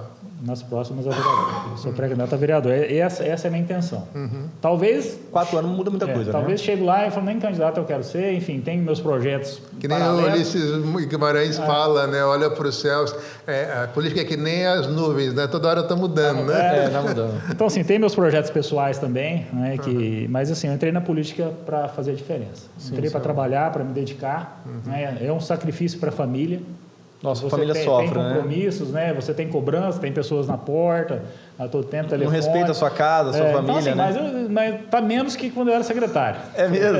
Tá mais tranquilo, nesse ponto. Mas isso é bom, que você está sendo lembrado, é que você tem, a pessoa confia em você para que você resolva. Sim. Agora, eu vou me preocupar o dia que ninguém me procurar mais. Sim. Perder as esperanças. Sim. Então, assim, mas eu tô lá para isso, para ser cobrado, para buscar o resultado, para ajudar o prefeito, né? A gente foi eleito de lados opostos, mas nosso objetivo é um só. A eleição acabou dia 6 de outubro. Agora é trabalhar e eu vou honrar cada voto que eu tive, os que eu não tive também, o que eu vou eventual próxima, né? Enfim, a gente nunca sabe o que vai acontecer, mas eu pretendo, hoje eu sou pré-candidato a vereador na próxima eleição. Não me vejo, se eu continuar na política, não me vejo pré-candidato a prefeito na próxima. E você tem algum deputado estadual, assim, que você tem um certo carinho por ele? Tenho do deputado Caravina. Ele é do PSDB, mas enquanto eu fui... PSDB. Como eu fui secretário, fui presidente do COSEMES, que era o Conselho de Secretários, ele trabalhava na Casa Civil, ele era o chefe da Casa Civil no Estado. Olha, bacana. E nós fizemos uma amizade muito grande. Então, aí ele já era deputado eleito, né? Ficou na Casa Civil, agora ele veio para o mandato, já está com mais de 1 ano, por aí. Então, é um deputado que, quando eu ganhei a eleição, ele já me ligou e falou assim, ó, eu quero te ajudar. E já colocou uma emenda de R$100 mil para a gente comprar um carro para a saúde. Olha, que bacana. Então, assim, e o deputado federal, eu estou com o meu partido, né? Companheiro com o Marcos Polon. O Polon também, nós já conversamos 3 vezes já. E senador, quem que você está ligado? Senador, ainda nenhum. Tem uma conversa com o Nelsinho. Nas suas idas em Brasília, você conseguiu fazer um... Nós falamos com o Nelsinho. Mas não sentiu firmeza nele, não. Ele é candidato. O Nelsinho e provavelmente o Reinaldo vem também. Agora está a situação do Reinaldo. A Tereza Cristiano está bem ligada a Cacilândia, né? Através do... Não, ela vai ajudar. Ela tem um compromisso de uma revitalização ali da Juraci Lucas. Então, é um projeto que ela já adiantou para a gente lá, que era um pedido do prefeito. Projeto caro, né? É um projeto caro. É uma revitalização completa ali da Só revitalizar, deixar o jeito e tal, ou vocês estão pensando em fazer algumas pequenas mudanças necessárias ali? Não, vai mudar, é um projeto novo. É um projeto bacana. Porque, assim, uma ideia, né, que vocês podem colocar lá, porque a gente corre ali, eu corro ali 40 km por semana naquele lugar ali, e eu acho que se tivesse uma pista, aumentar a calçada dos comerciantes, deixar... para ninguém estacionar, se alguém for estacionar, estaciona nas calçadas, em 45 graus, e na travessia da ponte, ter uma passarela elevada, igual tem nas portas das escolas, porque daí os carros que vão cruzar do centro para Pernambuco são obrigados, naturalmente, a frearem, para a gente estar correndo. Porque eu acho que não precisa um carro estacionar na avenida, se você aumenta, para o comerciante será legal, porque ele vai ter uma calçada estendida, onde o carro tem livre acesso de poder estacionar ali. E carro não, você proibir de estacionar carro ali, sempre vai e vem. Eu acho que isso aí melhoraria bem o fluxo ali, e acho que deixaria mais interessante e arborizar um pouco mais ali, né? Sim, então vai ser feito um projeto, Freitas, isso o prefeito já está cuidando, ela tem um apoio dela para fazer, não sei o custo desse projeto, mas é um compromisso já dela com o prefeito até, e a gente foi lá e ela passou essa situação, também a gente foi... Nossa, que legal. Pedir esse apoio. Então, e o Marcos Polon é a questão de uma emenda de em torno de R$600 mil para o micro-ônibus para a saúde. Então, nossa, assim, é um investimento, né, uma renovação da frota, né, que é necessária na saúde, a frota hoje aí, o veículo mais novo dos coletivos é o micro-ônibus de 2019. Nossa. Então, assim, você não a pode própria sair, alguém vai fazer imobiliário aqui em Paranaíba e esse carro fica na meio da estrada. As próprias isso não ambulâncias pode. mesmo, UTIs, uma é 2017, outra é 2019. Então, assim, são carros que esse precisam... carro é batido, hein? Pois é, e anda muito. E não pode É, falhar. né? E pode trocar, tipo assim, chegou essas vans novas, pode, tipo assim, jogar pro esporte, pro turismo? Pode. Por que não Remanejar? Remanejar? Geralmente vai para o departamento de obras. Mas sim, tem a possibilidade do esporte, não tem problema nenhum. Sim. Mas essas vans, geralmente, elas não estão muito aptas para a estrada mais. Ah, entendi. Então, Mas por exemplo... pode ser investido e passar para o esporte, sem problema. Sim. Não tem nada que impeça, não. Sim. Zé Lourenço, você que anda muito, eu quero saber dos bastidores, quero saber das fofocas. Ele vai a Brasília, vai a Campo Grande, quero saber quem é que vai ser o nosso próximo presidente. Presidente? Presidente. Cara... Presidente... Será que é a ex-primeira-dama? Quem é que está nos bastidores aí? Conta a sua foto. Cara, Arthur, ainda a gente... Eu estou no nível estadual ainda. Não, né? mas você Estadual tem ainda tá ligação, você tem ligação, conversa com o Mas pessoal. no estado, Fica sabendo. com relação a federal está muito... É que você foi pouco em Brasília. né? Não, a gente já foi. ano Ano que vem. Nós já fomos 2 vezes lá, Freitas, esse ano. Só que o presidente ainda está todo mundo quieto. Ainda está a situação aqui no estado. A base é no estado. Né? O Reinaldo Azambuja e o PL, era um acordo, né, até nessa composição do ano passado, de apoio ao Beto. Alberto Pereira lá, Alberto Pereira lá, a prefeita em Campo Grande. Tem uma situação do Reinaldo e para o PL. Agora, para presidente, sinceramente, eu não sei. Não falaram, não ouvi nada lá. Mas eu torço muito que venha um candidato forte da direita aí para lutar para essa vaga. Seria o Tarcísio? Acredito que sim. Eu acho que o Tarcísio hoje é o que teria mais chances aí de ir para o embate. Mas quando nas conversas que você tem em Brasília e Campo Grande, tem o nome dele nas conversas de vocês? Não. A nível federal não tem, Arthur. O pessoal está mais nas composições aqui no estado ainda. Ainda não está sendo discutido isso. Né? Aí tem o Caiado aqui de Goiás. Caiado lançou agora na Bahia, né? O Caiado lançou na terra da mulher dele, a né? pré-candidatura, né? Então, assim, o Caiado, vejo que, principalmente na segurança pública, que é a bandeira dele. Bom de oratória pra caramba. Bom de papo, político antigo também, né? Então, assim... O estado que mais cresceu no Brasil, Goiás. Acredito muito que, eu acho que entre Tarcísio aí e Caiado, acho que está aí, entre um desses dois. Assim, olhando do ponto de vista histórico, o estado de São Paulo nunca fez um presidente bacana, assim, não teve ainda. Quê? Do ponto de vista histórico, nenhum governador de São Paulo fez um presidente. Aí o Alckmin foi derrotado, né? O Serra foi todos foram derrotados. Então, do ponto de vista histórico... Mas o Serra era fraco demais, hein?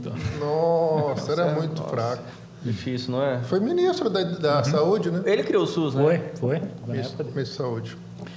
Mas é isso. Mas tomara que venha alguém forte aí, né? Que tem um embate, tem esse poder de virada. Porque no mundo todo, você vai na América do Norte, vai na Europa, foi tudo pro lado da direita, né? Sim. É a tendência. Eu torço muito. Inclusive, Assim, hoje morreu o Papa, né? Infelizmente, né? E eu estava vendo as notícias que estão torcendo que venha um Papa de direita, né? Conservador, eu já estava vendo as notícias, né? Que seja eleito. Mas particularmente, eu torço pro Caiado. Eu acho que o Caiado seria uma boa. É um cara muito instruído, né? Médico, né? Pecuarista, um cara muito eu acho muito preparado ele. Também muito preparado ele. E tem coragem. Ele é coragem, ele sobrando. Tem. Assim, eu tenho outros nomes, mas vocês vão brigar comigo, eu não vou nem falar. Estou no reduto da direita aqui, gente, não posso nem falar aqui, viu? Isso aí vai se dar mal aqui. Não, mas eu acho que um bom nome... falou que não vai vir mais, né? Então, eu acho que o Ciro Gomes era um nome bacana. 40 anos de vida pública, não entrou para ser julgado nem para ser absolvido, nunca foi. E você não vê ninguém falando assim, pô, Ciro, você está errado. Não, eles julgam a forma ignorando, ele sabe tudo, ele identifica o problema em qualquer estado, a solução do problema, e ninguém fala para ele que ele está errado. É a forma explosiva dele se expressar, que as pessoas criticam, mas ninguém aponta o dedo para eles. Pode vir em todos os debates, jornalistas, não, Ciro, você está errado. Mas eu acho que o Ciro também é um bom nome e também acho que ele merece uma oportunidade. Acho que falta para ele aliança, né? Então, assim, ele não consegue unir, né, ir para os finalmente. Mas, assim, é um cara assim, que também eu vejo que tem um posicionamento, né, tem uma postura ali que, teoricamente, é o que o Brasil precisa. É uma pessoa firme. Agora, não sei depois que entrar, né? A gente vê todo o contexto político. O que acontece depois que os presidentes são eleitos, né? Chega lá e não consegue fazer as coisas do jeito que eles pretendem, né? Todo aquele problema do Centrão, aquela situação. Quem manda é o Centrão, né? É o Centrão. Então, assim, talvez o Ciro também, ali do Caiado, um cara corajoso, fala o que pensa e tem posicionamento. Sim. Eu gostaria de vê-lo também presidente. Sim, e para nós, eu acho que para nossa região, acho que seria interessante, né? O Centro-Oeste. Acredito que poderia ser. O Brasil, a característica do Brasil é do agro. Né? 1/3 da população mundial quem alimenta o Brasil. E o Caiado conhece muito o agronegócio. Para nós seria bem interessante. Mas a gente está encaminhando para o final. Antes de passar para as considerações finais, eu queria dar um testemunho, né? Até olhando para a câmera. Não, eu queria dar um testemunho muito legal. Aproveitar que o Zé Lourenço está aqui, que na época da pandemia foi um tempo, acho que muito terrível na vida dele, dessa pressão toda, né? Dessa preocupação do bem-estar para a comunidade. Eu queria falar que eu vi o trabalho incessante que ele teve, né? Esse cara acho que não dormia, né? Porque tanto que ele lutava pela cidade. Queria falar isso, dar o nosso agradecimento pelo trabalho dele. E o celular dele sempre estava disponível. Às vezes que eu precisei, eu liguei para ele. Eu me lembro que aconteceu um fato bem interessante. A minha mãe, uma vez por ano, mais ou menos, ela vem aqui em Castelândia. Minha mãe já está de idade, 80 anos. E de outro estado, eu contei para o Zé Lourenço, né? Minha mãe veio para cá, precisava tomar a vacina, cara, na hora, né? Ele com a boa vontade, vem aqui para a gente resolver o problema. Minha mãe foi lá, vacinou, né? Tinha idade, né? Para vacinar e tudo, né? Passando da idade. Minha mãe é diabética, cheia de problema, né? Então, eu vi assim que ele botava o celular dele disponível, a gente podia ligar, tirar dúvida, né, com ele, né? Então, assim, eu queria dar esse testemunho do agradecimento, como ele cuidou e como foi difícil aquela época para a gente. Acho que a gente deveria falar mais, né, de tanta gente que se dedicou e colocou a vida, arriscou a vida, né?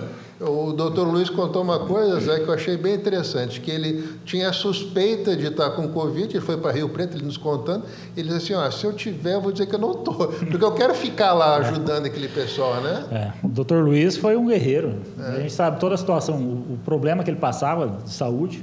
Sim. No momento, um pouco antes da pandemia, né, toda a situação dele, ele foi um dos que participou, que ficou por mais tempo na área de isolamento lá dentro do hospital. Sim. Teve um dia no hospital que os enfermeiros dormiram no corredor. Estava lotado, todos os leitos ocupados de pacientes e os profissionais não tinham lugar para dormir. Então era o isolamento, tinha que ficar lá dentro. Mas enfim, a pandemia deixou um legado assim, terrível. O primeiro impacto foi terrível. Mas muitos aprendizados. Sim. A valorização dos profissionais de saúde, que é uma bandeira que a gente tem que levantar onde for. Essa valorização é importante. E eles foram vistos como heróis mesmo na época. Porque, assim, aquela loucura, Arthur. Freitas, pelo amor de Deus, não tinha uma pessoa internada, internou um aqui, a gente tinha que... Sabe? Então, companheiros nossos de trabalho foram internados também. Graças a Deus se salvaram. Mas, Arthur, eu acho que a gente deve muito aos profissionais, né, não só de Castelândia, do Brasil inteiro, e todo reconhecimento ainda é pouco perto do que eles fizeram naquele momento. Né? Verdade. Toda a pressão, aquela situação que a gente não falou, mas o fechamento, as pessoas queriam que o lockdown, queriam que fechasse tudo, então deixa só o essencial. Freitas, para mim, toda atividade que existe, ela é essencial. Eu sempre falava, no momento eu preciso comprar um sapato, no outro momento eu preciso ir no mercado, no outro momento eu preciso comprar uma roupa. Então não tem como você fechar. Então o prefeito, o Jair, na época, ele falou, você se vira. Então ele deu autonomia e ele falou isso para mim um dia que caiu minha ficha, assim, no comecinho. Falou, a sua palavra hoje vale mais que a minha. Então a bola está com você. Então a gente tinha esse apoio dele. não vamos fechar não, vamos trabalhar aqui, dar um apoio pessoal, colocar as medidas restritivas ali, distanciamento, higienização, vamos dar um jeito, as pessoas precisam trabalhar. As pessoas, colocar todo mundo em casa, o povo vai ficar desempregado, vai ficar doente, vai ficar depressivo, todo o transtorno. Então a gente tem que achar um meio termo aí, ter um bom senso, né? As festas, né, as festas foram suspensas um tempo também. E eu recebi a pressão, eu ia no mercado, fui no mercado um dia, eu já estava meio que amenizando, e as festas ainda proibidas, né? Mas era no estado inteiro, no Brasil inteiro. Aí uma pessoa, tem que voltar às festas e tal, e outra pessoa do lado, você tem que parar com essas festas. Agora vocês dois se entendem aí. Vocês dois resolvem. Então, assim, era um momento mesmo tentar ter coerência, ter paciência para explicar as mesmas coisas para as mesmas pessoas, às vezes repetir, né? Toda aquela situação, mas foi falando a mesma coisa. A mesma coisa, os boletins, todas as pessoas queriam saber informações do que estava acontecendo, e sim, fiz com o maior prazer mesmo, até era a minha obrigação, né? Eu estava ali, eu aceitei o cargo e veio a pandemia e em momento algum eu pensei em desistir. Eu tinha um apoio, e sempre falo isso, não fiz nada sozinho, nós fizemos tudo em equipe. Tinham pessoas extremamente comprometidas que fizeram a diferença e nos ajudaram a atravessar, a amenizar um pouquinho dos impactos da pandemia. Sim. E mudando um pouquinho já e finalizando o podcast, o que é a família para o Zé Lourenço? Família é tudo. Arthur, não tem... Quando meu filho, o mais velho, eu saio com ele até hoje, ele acha legal quando as pessoas vêm e... Zé Lourenço, vem cá, como que funciona isso? Na época, principalmente na época da saúde. E ele acha o máximo. O meu mais novo, numa formatura dele no primário, ele falou que ele queria ser igual ao pai dele, quando ele crescesse, trabalhador igual ao pai. Então, família para mim é tudo. Minha esposa, que viajo demais, praticamente toda semana eu viajo, dá o suporte, seguro as pontas em casa. Então, assim, eu faço tudo por eles, é por eles que eu vivo, e tudo que eu faço, eu imagino que eles estejam junto comigo. Tudo que eu faço, eu quero dar orgulho para eles. E até hoje eu estou conseguindo. Bacana. Então, assim, é isso que eu quero seguir. Honrar minha família, fazer com que eles se orgulhem de mim, a cada dia. O que é ser político? Uma responsabilidade grande. Você tem um poder, entre aspas, na mão, de mudar a vida das pessoas, de fazer pelo coletivo. Embora muitas pessoas pensem no individual. A pessoa acha que o vereador tem um orçamento para ajudar ele a fazer festa, para ajudar... E o vereador não tem. Para mim, eu acho que o papel é muito mais importante, as pessoas precisam se conscientizar disso. Que o político ele tem que lutar pelo coletivo, pela cidade. Ele tem que buscar alternativa e tem que se unir. Não pode ficar com picuinha. Tem críticas que a gente precisa fazer para a gestão, mas isso eu prefiro fazer de forma... Não tribuna, não, em momento algum vou usar tribuna para atacar A ou B, enfim, acho que todo mundo tem seus motivos, mas a gente precisa buscar o bem comum. E a política é isso. É discutir e achar alternativa. Como eu disse no início, a gente precisa achar a vocação do nosso município e lutar por isso. E abraçar, colocar a bandeira de Castelândia nas costas e a luta. E o que é Deus na tua vida? Deus é tudo.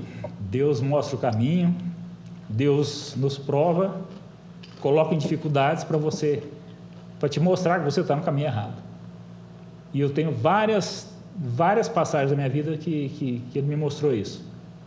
Na empresa mesmo, a gente estava em dificuldade financeira já e tentando e lutando com aquilo, aí alguma coisa falou, para com isso, vai viver a vida, vai fazer outra coisa.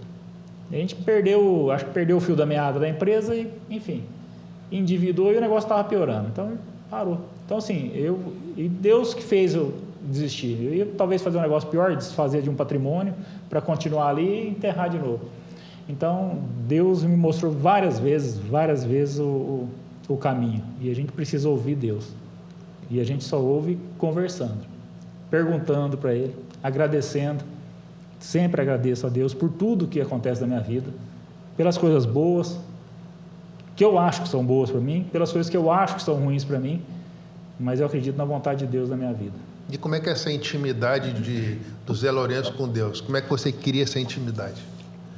Arthur, assim, meus pais casaram na Igreja Católica, eu fui batizado na Católica, casei na Católica, batizei meus filhos na Católica, mas recentemente, no começo do mês, fui batizado na Avivamento Bíblico. Olha, legal. Então, eu tenho outra visão, né? O pastor Gelson, que fez meu discipulado, um homem totalmente abençoado, enviado por Deus mesmo na minha vida, e E eu tenho me aproximado mais, cada vez mais dele, estudando a palavra, entendendo muitas coisas que aconteceram na minha vida.